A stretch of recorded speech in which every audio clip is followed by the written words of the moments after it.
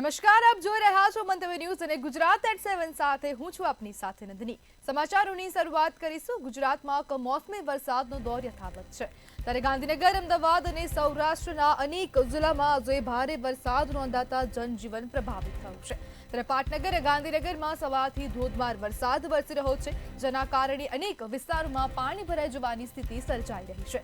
વહેલી સવારથી રાજ્યના 116 તાલુકામાં વરસાદ વરસ્યો। હવામાન વિભાગની વરસાદની આગાહી વચ્ચે સૌરાષ્ટ્રના અનેક જિલ્લામાં વરસાદી માહોલ છે। ભાવનગરના મહુવામાં 3.11 ઇંચ વરસાદ, ભરૂચના હાંસોટમાં 2.13 ઇંચ વરસાદ, તળાજામાં 2.13 ઇંચ વરસાદ છે। પાલિતાણામાં 1.26 ઇંચ, ડાંગના સુબીરમાં 2 કલાકમાં 2.9 ઇંચ વરસાદ વરસ્યો। ગુજરાતના ખેડૂતો બરબાદ થઈ ગયા છે। સૌરાષ્ટ્રથી લઈને ઉત્તર ગુજરાત, મધ્ય ગુજરાત અને દક્ષિણ ગુજરાતમાં ખેડૂતોના પાકનું ધોવાણ થયું છે। છેલ્લા અઠવાડિયાથી માવઠું થઈ રહ્યું છે, જેમાં રાજ્યમાં મગફળી, કપાસ, ડાંગર સહિતના પાકોને નુકસાન થયું છે।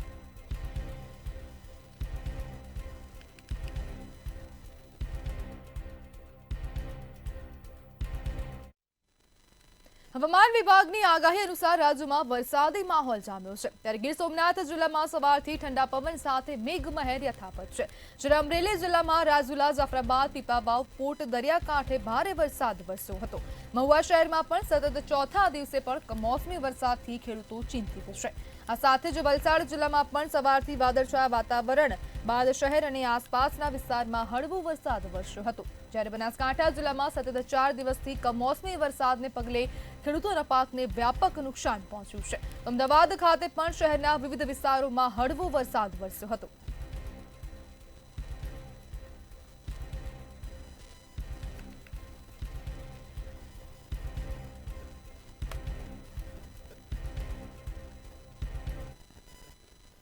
કમોસમી વરસાદે ગુજરાતના ખેડૂતની કમર તોડી નાખી છે। લાખો હેક્ટરમાં પાક બરબાદ થયો છે અને ખેતરોમાં હવે લીલોતરી નહીં, પરંતુ નિરાશાનો રંગ છવાઈ ગયો છે। ખેડૂતના મોઢામાંથી કોળિયો છીનવાઈ ગયો છે, પરંતુ એ જ ખેડૂત માટે રાજકીય મંચ પર હવે ચાલી રહી છે એક નવી લડાઈ। વરસાદે ખેડૂતોની કમર તોડી, લાખો હેક્ટર પાક બરબાદ। નેતાઓનો ખેડૂતોના દુઃખ વચ્ચે રાજકીય લેટર વોર। ખેડૂતો માટે માત્ર એસી ચેમ્બરમાં બેસીને પત્ર લખતા નેતાઓ। રાજકારણીઓએ દુઃખને બનાવ્યું પ્રચારનો હથિયાર। ધારાસભ્યો એક જ લાઇનમાં પત્રથી રાજકીય ઉપકાર।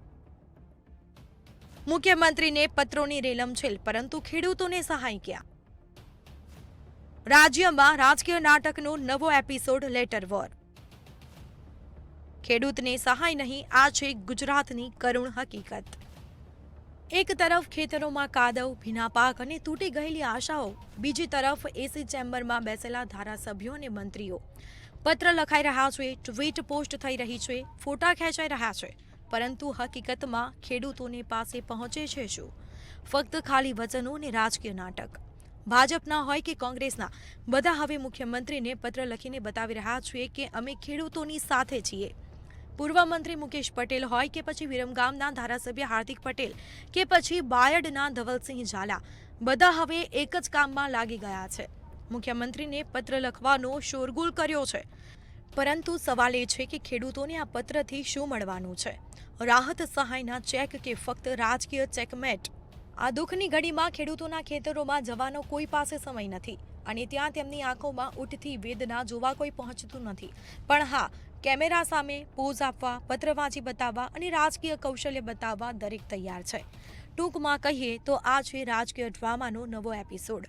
ખેડૂતના આંસુઓ પર રાજકીય લેટર વોર છે, જ્યાં દરેક નેતા પોતાનું નામ હેડલાઇનમાં લાવવા માટે ખેડૂતોના દુઃખના માધ્યમ બનાવી રહ્યા છે। ખેડૂતોને આજે સહાય, આશ્વાસન અને હકીકતી મદદ જોઈએ છે, પરંતુ મળ્યું શું? કાગળોના પત્ર, ટ્વીટના ફોટા અને વચનોનો વરસાદ। આ છે ગુજરાતના ખેડૂતોની હાલત, અને જ્યાં આકાશમાંથી વરસે છે પાણી અને આ રાજકારણીઓના મગજમાંથી વરસે છે પત્રો। ગુજરાત કહે છે ખેડૂતોને સહાય જોઈએ, સહાનુભૂતિ નહીં, પરંતુ રાજકારણીઓએ દુઃખને પણ પ્રચારનું માધ્યમ બનાવી દીધું છે। આ છે આપણા નેતાઓની લેટર વોર, રાજનીતિની નિર્દય હકીકત। ખેડૂતને રાજકારણ નહીં, રાહત જોઈએ છે, વચનો નહીં, વાસ્તવિક સહાય જોઈએ છે। ક્યારે મળશે ભગવાન જાણે। બ્યુરો રિપોર્ટ, મંતવ્ય ન્યૂઝ। નવસારી જિલ્લામાં તાજેતરમાં પડેલા કમોસમી વરસાદને કારણે ખેડૂતોને થયેલા ભારે નુકસાન પહોંચ્યું છે. જિલ્લા કોંગ્રેસ દ્વારા સરકારને એક આવેદનપત્ર સુપરત કરવામાં આવ્યું હતું. કોંગ્રેસ આવેદનપત્રમાં તાત્કાલિક પગલાં લેવાની અને અસરગ્રસ્ત ખેડૂતોને વહેલી તકે સહાય પૂરી પાડવાની માંગ કરી છે. આ સાથે જ જણાવ્યું કે જો સરકાર દ્વારા વહેલી તકે સર્વે હાથ ધરીને અસરગ્રસ્ત ખેડૂતો માટે યોગ્ય સહાય પેકેજ જાહેર કરવામાં નહીં આવે તો કોંગ્રેસ દ્વારા અચોક્કસ મુદતના ધરણાનો કાર્યક્રમ યોજવામાં આવશે.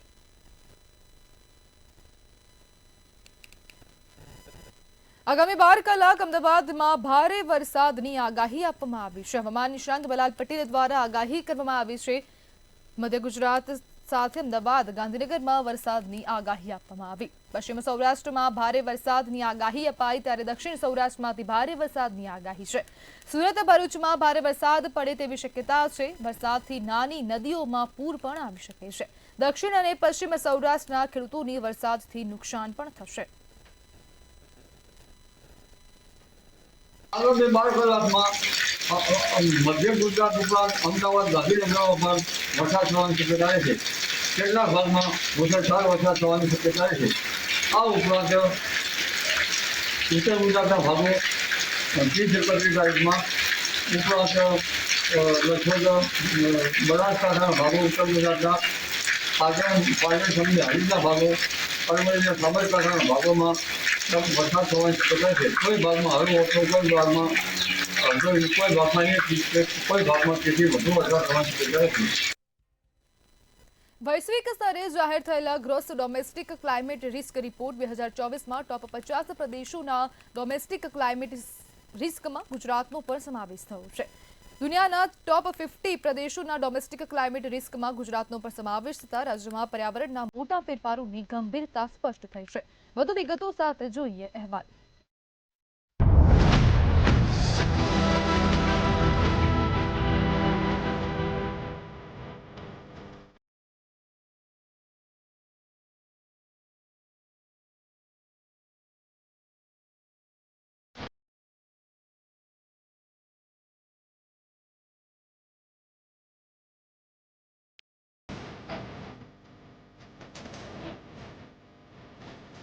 વિશ્વના 2600 પ્રદેશોના અભ્યાસ બાદ તૈયાર કરેલા રિપોર્ટમાં દેશના 9 રાજ્યો ક્લાઇમેટ રિસ્કના ગંભીર ભય હેઠળ છે, જેમાં ગુજરાતનું પણ સ્થાન સામેલ છે. રાજ્યમાં પર્યાવરણ અને ક્લાઇમેટ ચેન્જ અંગેના સંશોધનોમાં નિષ્ણાંતોએ નોંધ્યું છે કે ગુજરાતમાં એક્સ્ટ્રીમ વેધર ઇવેન્ટ્સમાં વધારો જોવા મળ્યો છે. ક્લાઇમેટ ચેન્જની સીધી અસર રાજ્યના ચોમાસા પર પડી રહી છે. અત્યાર સુધી દક્ષિણ ગુજરાતમાં અતિશય વરસાદ નોંધાતો હતો, પરંતુ હવે ચિત્ર બદલાયું છે. અમરેલી, ગીર સોમનાથ, જૂનાગઢ, પોરબંદર અને દેવભૂમિ દ્વારકા જેવા જિલ્લામાં વરસાદનું પ્રમાણ નોંધપાત્ર રીતે વધ્યું છે.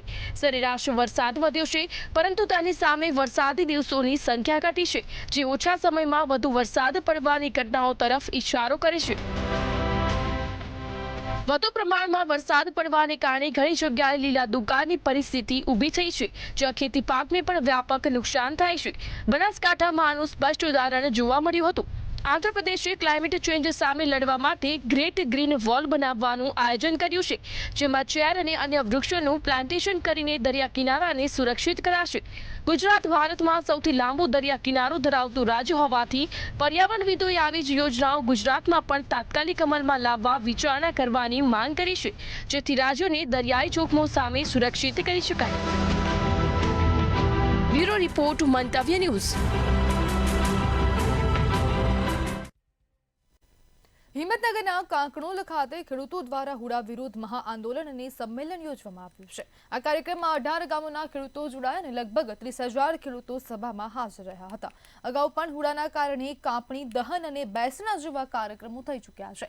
11 ગામોના ખેડૂતોની સંકલન સમિતિ બનાવાઈ હુડા સામે લડવાનો નિર્ણય કર્યો છે. ખેડૂતો કહે છે કે અહીંની જમીનનું લગભગ 40% ભાગ હુડાથી કપાતમાં જશે અને જો હુડા અમલમાં આવે તો તેઓ પાયમાલ થઈ શકે છે. દરેક પરિસ્થિતિમાં હુડા રદ કરવાના ખેડૂતોના આંદોલનથી હલચલ જમાઈ રહી છે.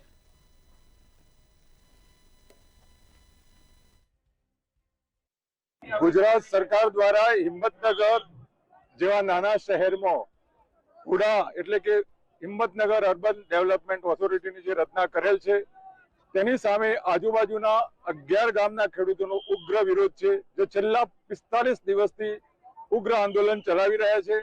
છતાં સરકાર બિલકુલ સાંભળતી નથી. તો તેના સાંભળવા માટે આજે આખા તાલુકાનું અને આજુબાજુના બીજા તાલુકાના પણ ખેડૂતોનું એક મહાસંમેલન યોજાવા જઈ રહ્યું છે અને એમાં ઉગ્ર શબ્દોમાં અમે આ હુડા રદ કરવા માટે વિરોધ કરી રહ્યા છીએ. અમદાવાદની 7th ડે સ્કૂલના ધોરણ 10ના વિદ્યાર્થીની હત્યા થયાની ઘટના બાદ સ્કૂલ 1.5 મહિનો બંધ રહી હતી. ત્યારે આ મામલે તપાસના આદેશ બાદ નવા ખુલાસા થયા છે. શું છે સમગ્ર મામલો, જોઈએ અહેવાલમાં. 7 ડે સ્કૂલના ધોરણ 10ના વિદ્યાર્થીની હત્યા થયાની ઘટના બાદ સ્કૂલ 1.5 મહિનો બંધ રહી હતી અને ત્યારબાદ સ્કૂલને લઈને ડીઓ દ્વારા તપાસ કરવામાં આવી અને આ તપાસમાં સ્કૂલ ગેરકાયદે ઊભી કરવામાં આવી હોવાનો ઘટસ્ફોટ થયો અને તેને લઈને સ્કૂલ સરકાર હસ્તક લઈ લેવા માટે શિક્ષણ વિભાગને પત્ર લખી દેવામાં આવ્યો. વિદ્યાર્થીઓના ભાવિને ધ્યાને લઈને આગામી દિવસોમાં સ્કૂલ સરકાર હસ્તક થઈ જાય તેવી પૂરી શક્યતાઓ જોવા મળી રહી છે. આગામી દિવસોમાં સ્કૂલ વિરુદ્ધ કાર્યવાહી પણ કરવામાં આવશે. જો કે સ્કૂલની માન્યતા અને મંજૂરી અંગે તપાસ કરવામાં આવતા અનેક ખામીઓ સામે આવી છે. એડમિશન માટે વાલીઓ પાસે સ્કૂલના સત્તાધીશો દ્વારા ડોનેશન અને વધુ ફી ઉઘરાવવામાં આવતી હોવાનું સામે આવ્યું. આ સિવાય સ્કૂલ કમિટી દ્વારા ફી કમિટી સમક્ષ ફી મંજૂરી માટેની દરખાસ્તમાં રજૂ કરેલો ભાડા કરાર પણ બોગસ હોવાનું સામે આવ્યું છે. જિલ્લા શિક્ષણ અધિકારી કચેરીઓમાં 7 ડે સ્કૂલ વિરુદ્ધ કેટલીક ફરિયાદો થઈ હતી અને જેમાં આરોપો હતા કે જે જગ્યાએ સ્કૂલને મંજૂરી મળી છે તેના બદલે અન્ય કોઈ જગ્યાના ભાડા કરાર દરખાસ્તમાં રજૂ કરવામાં આવ્યા છે. સ્કૂલ હાલ જે સ્થળ ઉપર છે તે સ્થળ એએમસી દ્વારા સંસ્થાને 99 વર્ષના ભાડાપટ્ટે 2003માં અપાયેલા છે અને અલગ અલગ સ્ટાફ રેકોર્ડ તેમજ બોર્ડની મંજૂરી સહિતની શરતોનું પાલન કરવું જરૂરી છે, પરંતુ તેના કોઈ ડોક્યુમેન્ટ નથી. ત્યારે હવે સ્કૂલ સામે કયા પ્રકારની કાર્યવાહી થશે તે જોવું રહ્યું. બ્યુરો રિપોર્ટ, મંતવ્ય ન્યૂઝ. અમદાવાદમાં રોડ રસ્તાના સમારકામ માટે કરોડો રૂપિયાનો ખર્ચ કરવામાં આવે છે. તેમ છતાં શહેરમાં અવારનવાર રોડ પર ભૂવા પડવાનો સિલસિલો યથાવત છે. ત્યારે ફરી એકવાર ભૈરવનાથ મુખ્ય 4 રસ્તા પર ભૂવો પડ્યો હોવાનું સામે આવ્યું. છેલ્લા કેટલાય દિવસોથી ભૂવો પડેલો છે, તેમ છતાં કોર્પોરેશન દ્વારા માત્ર બેરિકેડિંગ કરીને સંતોષ માનવામાં આવ્યો છે, જેને લઈ લોકોમાં ભારે રોષ જોવા મળી રહ્યો છે.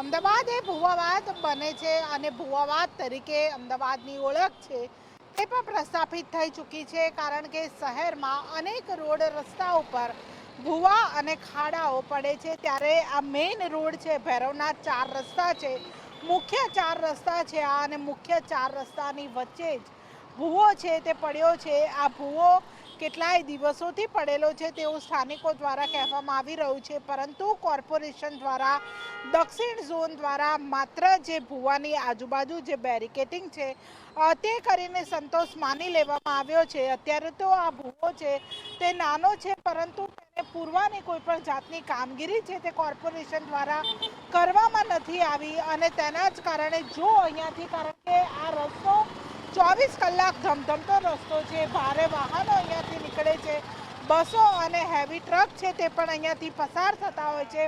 ત્યારે જો રસ્તા ઉપર અને આ જગ્યા ઉપર વજન વધારે થઈ જાય અને આ રસ્તો બેસી જાય તો પણ નવાય નહીં, કારણ કે કોર્પોરેશન દ્વારા માત્ર આ ભૂવાને બેરિકેડિંગ કરીને સંતોષ માનવામાં આવી રહ્યો છે. ક્યારે આ ભૂવો પૂરવામાં આવશે તેના ઉપર સૌથી મોટો સવાલ છે. કેમેરા પર્સન પૂજન બ્રહ્મભટ્ટ સાથે કિંજલ બોરીસા, મંતવ્ય ન્યૂઝ, અમદાવાદ. અમદાવાદ શહેરમાં વિકાસના કામોની આડમાં રોડ ખોદકામની સમસ્યા ચરમસીમાએ પહોંચી છે. જોધપુર વોર્ડમાં છેલ્લા 1 મહિનાથી ગટર લાઇન નાખ્યા બાદ રસ્તાનું સમારકામ કરવામાં આવ્યું નથી, જેના કારણે વાહન ચાલકો અને સ્થાનિકો મુશ્કેલીનો સામનો કરી રહ્યા છે. ખોદકામના કારણે રસ્તાઓ સંકુચિત બની ગયા છે અને ધૂળના ગોળા ઉડતા રહે છે. નાગરિકોનો આક્ષેપ છે કે રોડ સમારકામ માટે કરોડો રૂપિયાનો ખર્ચ થયો હોવા છતાં ગુણવત્તાસભર અને સારા રસ્તાઓ મળતા નથી, જ્યારે તંત્ર તરફથી આ મુદ્દે પૂરતું ધ્યાન આપવામાં નથી આવતું.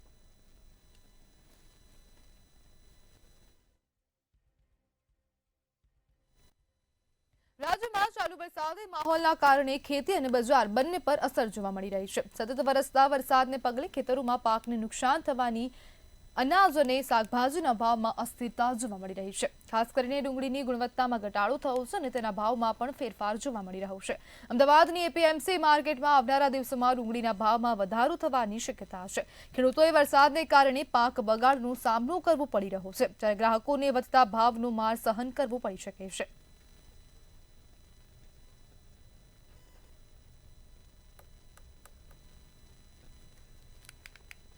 અમદાવાદના સાયન્સ સિટી રોડ પર થયેલો ફિલ્મ પ્રમોશનનું સ્ટન્ટ હવે કાયદાકીય મુશ્કેલીમાં ફસાયો છે.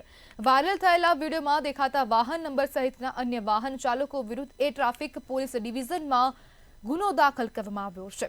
ફિલ્મના પ્રોડ્યુસરનું નિવેદન નોંધ્યા બાદ પોલીસ દ્વારા સ્ટન્ટ કરનાર કલાકારો અને રાઇડરોની ઓળખ કરી તેમની ધરપકડની કાર્યવાહી હાથ ધરવામાં આવી છે.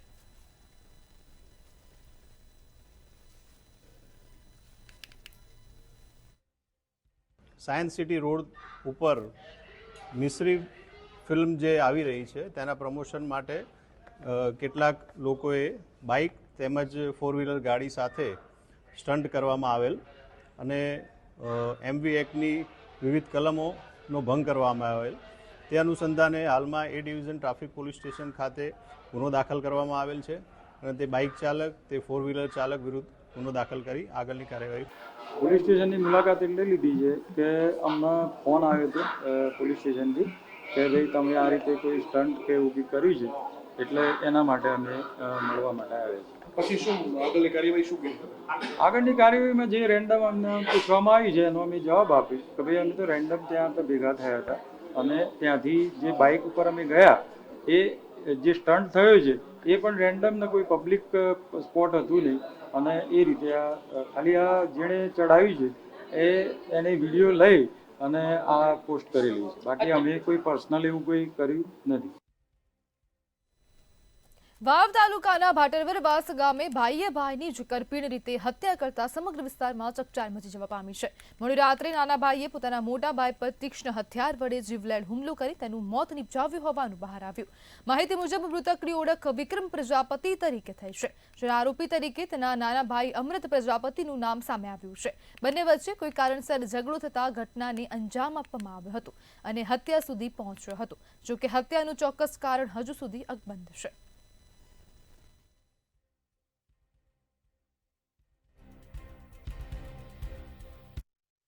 घटना कल 9 वागे बनी गई ने अचानक राधे मारा घरना उठ्या ने अवाज थी कि आनो अवाज थे ત્યારે ખબર પડે કે વિક્રમભાઈને આ રીતના ઘટના બની ગઈ. મારા બાપુને એને બોલાવી લીધા કે આવું બની ગયું છે, તરત આવો. પછી 108ને એમ્બ્યુલન્સને ફોન કર્યો, તરત 108 પણ આવી ગઈ 10 મિનિટમાં. દાહોદ જિલ્લામાં અવારનવાર ચોરીના બનાવો વધતા જતા જોવા મળી રહ્યા છે. ત્યારે ફરી એકવાર થોડા દિવસે ચોરી કરતી મહિલાઓ ટોળકીનો આતંક સામે આવ્યો છે. એપીએમસી માર્કેટમાં કર્મચારી જોડે રકઝક કરી નજર ચૂકવી નાણાંની ઉઠાંતરી કરી હતી. ત્યારબાદ હનુમાના બજારમાં આવેલ ઓનલાઈન બેન્કિંગની દુકાને જઈ ચોરી કરવાનો પ્રયત્ન કર્યો હતો. જ્યારે આ સમગ્ર મામલે પોલીસે મહિલા ટોળકીની શોધખોળ હાથ ધરી છે.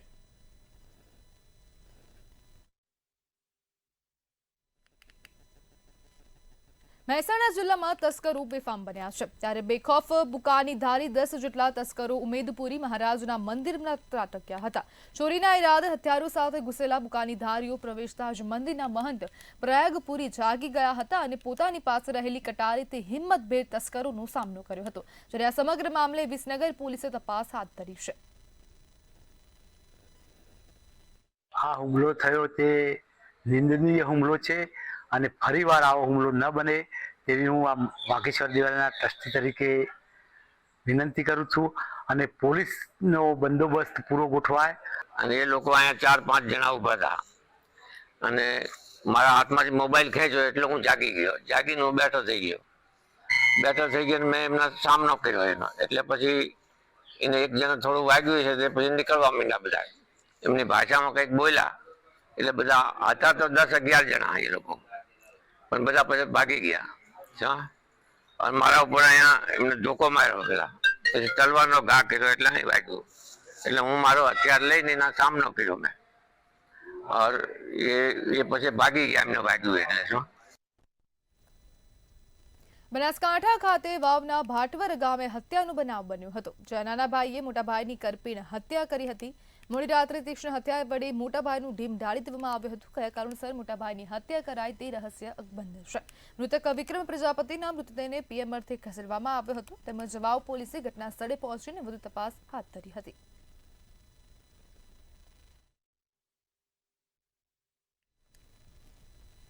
તાપી જિલ્લામાંથી ગેરકાયદેસર રેતી ખનન ઝડપાયું છે. સોનગઢના વેકુર ગામે તાપી નદીના પટમાંથી રેતી ખનન ઝડપાયું હતું, જ્યાં લીઝ પરથી રેતી અને ગ્રાવલનું ગેરકાયદેસર ખનન કરવામાં આવતું હતું. ભૂસ્તર વિભાગના રહેમનજર હેઠળ ખનન થતાના આરોપ લગાવવામાં આવ્યા છે, તેમજ જિલ્લા કલેક્ટર દ્વારા કાર્યવાહી કરાય તેવી લોક માંગ ઉઠી છે.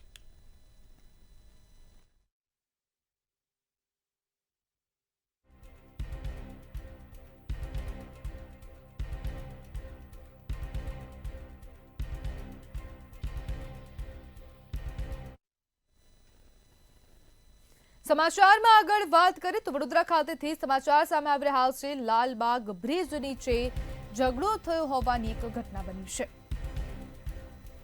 શ્રમજીવી પરિવારો વચ્ચે ઝઘડો થયો હતો તો વડોદરા ખાતેથી આ સમાચાર સામે આવી રહ્યા છે. ધક્કામુક્કી અને મારામારીનો વિડીયો પણ હાલ વાયરલ થઈ રહ્યો છે. પરિવારો વચ્ચે મારામારીનું સ્પષ્ટ કારણ સામે નથી આવ્યું, જ્યારે સમગ્ર વિડીયો પણ સોશિયલ મીડિયામાં વાયરલ થઈ રહ્યો છે. શ્રમજીવી પરિવારો વચ્ચે ઝઘડો થયો છે તો આ ઝઘડો થવાનો મામલો વડોદરા ખાતેથી સામે આવ્યો. લાલબાગ બ્રિજ નીચેની આ સમગ્ર ઘટના છે, જ્યાં શ્રમ પરિવારો એકબીજા સાથે બાખડ્યા હતા. આ ઝઘડો થયો છે અને શ્રમજીવી પરિવારો વચ્ચે ઝઘડો થયાનો મામલો સામે આવ્યો, જેનો સમગ્ર વિડીયો પણ હાલ વાયરલ થઈ રહ્યો છે. ધક્કામુક્કી અને મારામારીનો વિડીયો સોશિયલ મીડિયામાં વાયરલ થઈ રહ્યો છે, જ્યારે સમગ્ર મામલે લોકોના ટોળા પણ ઉપસ્થિત થઈ ગયા હતા અને પરિવારો વચ્ચે મારામારીનું સ્પષ્ટ કારણ જાણવા નથી મળ્યું. ત્યારે શ્રમજીવી પરિવારો વચ્ચે ઝઘડો થયો હતો, જેનો સમગ્ર વિડીયો સોશિયલ મીડિયા પર વાયરલ થયો છે, જેનો વિડીયો આપ ટીવી સ્ક્રીન પર જોઈ શકો છો. જે પ્રમાણે હવે આ મારામારી કરવામાં આવી રહી છે અને તેને જ પગલે લોકટોળા પણ સ્થળ પર એકત્ર થયા હતા.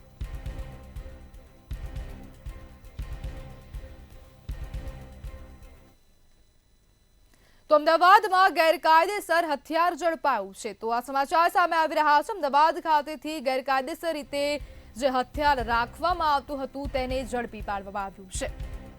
ધોળકા તાલુકાના વેજલકા ગામનું આ સમગ્ર બનાવ છે.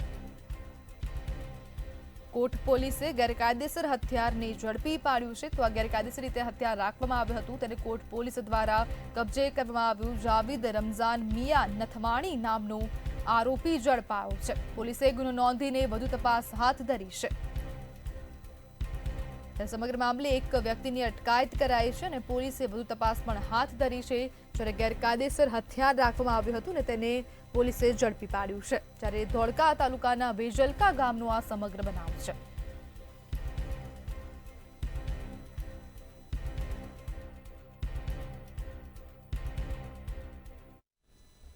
ત્યારે કેન્દ્રીય રેલ મંત્રી અશ્વિની વૈષ્ણવે જાહેરાત કરી છે. તો આ સમાચાર સામે આવી રહ્યા છે. મહત્વપૂર્ણ સમાચાર. કેન્દ્રીય રેલ મંત્રી અશ્વિની વૈષ્ણવે જાહેરાત કરી છે. દેશમાં 76 રેલવે સ્ટેશન પર હોલ્ડિંગ એરિયા બનાવવામાં આવશે. તો આ મહત્વપૂર્ણ જાહેરાત કરવામાં આવી. ગુજરાતના 4 સ્ટેશન પર હોલ્ડિંગ એરિયા બનાવવામાં આવશે. અમદાવાદ, સુરત, ઉધના, વડોદરામાં હોલ્ડિંગ એરિયા બનશે. તો કેન્દ્રીય રેલ મંત્રી દ્વારા જાહેરાત કરવામાં આવી. 2026ની દિવાળી સિઝન પહેલા આ કામગીરી પૂર્ણ કરવામાં આવશે. મહત્વપૂર્ણ જાહેરાત કેન્દ્રીય રેલ મંત્રી અશ્વિની વૈષ્ણવ દ્વારા કરાઈ છે. જ્યારે ભીડને કાબૂમાં રાખવા માટે હોલ્ડિંગ એરિયા બનાવવામાં આવશે. ગુજરાતના 4 રેલવે સ્ટેશનો પર હોલ્ડિંગ એરિયા બનશે. તો ગુજરાત@7 માં હાલ બસ આટલું જ. વધુ માહિતી માટે જોતા રહો મંતવ્ય ન્યૂઝ. નમસ્કાર.